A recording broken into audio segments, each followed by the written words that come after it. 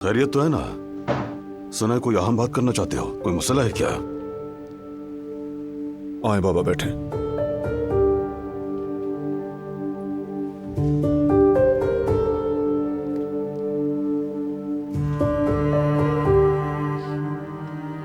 मसला तो है, और वो भी हमारी सोच से बड़ा।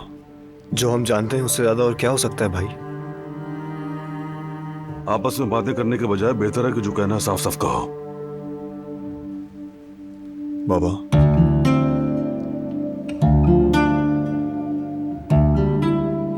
दिलान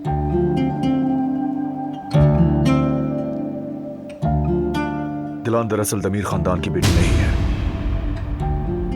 वो गोद ली गई थी। क्या? ये तुम क्या कह रहे हो बेटा? दिलान सईद की बेटी नहीं है?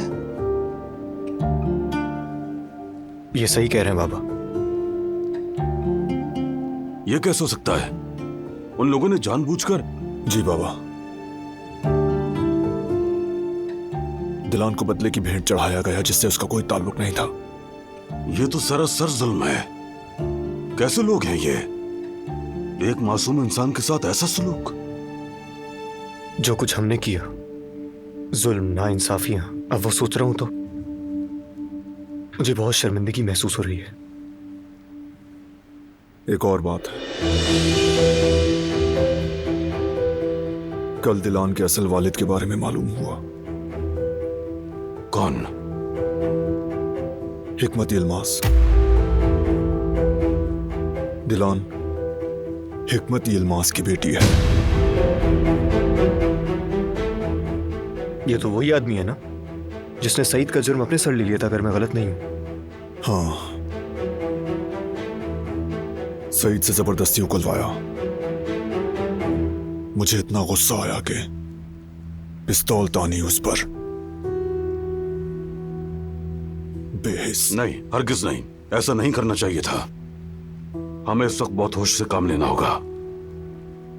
ठीक कहा बाबा, बिल्कुल ठीक। दिलान के लिए काबू रखना होगा, लेकिन वहां खुद को रोकना मुश्किल था। दिलान उसी का सोचकर खुद को संभाला। हसन के बारे में चुप रहकर मैंने ठीक ही किया।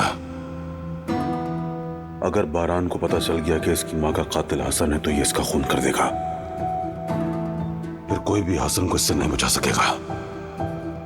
दिलान पर जुल्म करने में मेरा भी हिस्सा है।